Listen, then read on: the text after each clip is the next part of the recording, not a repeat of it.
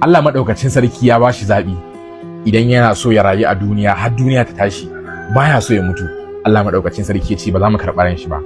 Idan kuma kana so ka dawo gare mu to muna maraba da kai saboda mu ma muna so mu haɗu da masoyin mu. Duk duniya babu wanda Allah madaukakin sarki ya ba mu wannan matsayi idan ba Annabi Muhammad sallallahu alaihi wasallam ba. A lokacin da manzon Allah sallallahu alaihi wasallam yake da wafati sai Allah madaukakin sarki ya turo mala'ikan mutuwa.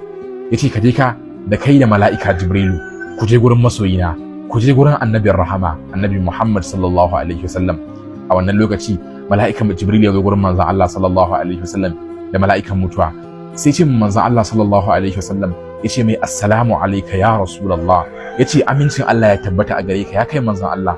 Yace inna malakal mauti bil bab, yace lallai mala'ikan mutuwa yana bakin kofa, yasta'zinu an yadkhula ilayk, yana neman izini ka bashi dama ya shigo gare ka.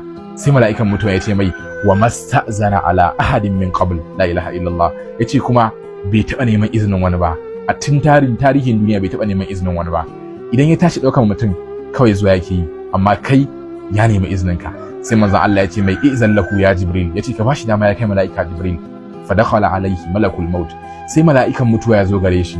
Fa qala ya Muhammad, yace ya kai Muhammad, yace inna Allah tabaraka wa ta'ala yukhayyiruka bainal baqa'i fid dunya wa baina an talhaqa billah, la ilaha illallah, yace lalle Allah madaukakin sarki yana baka zabi, ko dai ka rayu a duniya tsawon lokacin da kake so ka rayu, ko kuma ka koma zuwa ga Allah madaukakin sarki.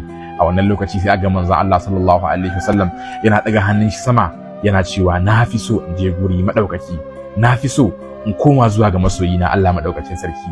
Allah madaukakin sarki sai karɓar ran shi tunda Allah madaukakin sarki ya bashi zabi kuma ya zabi ya koma ga Allah madaukakin sarki. Me kake tunani zai faru tsakanin masoya da masoya? Allah madaukakin sarki yana so ya haɗu da masoyin shi, sannan shi ma manzon Allah yana so ya haɗu da masoyin shi Allah madaukakin sarki. Allah madaukakin sarki ka ba mu daman ganin manzon Allah sallallahu alaihi wasallam.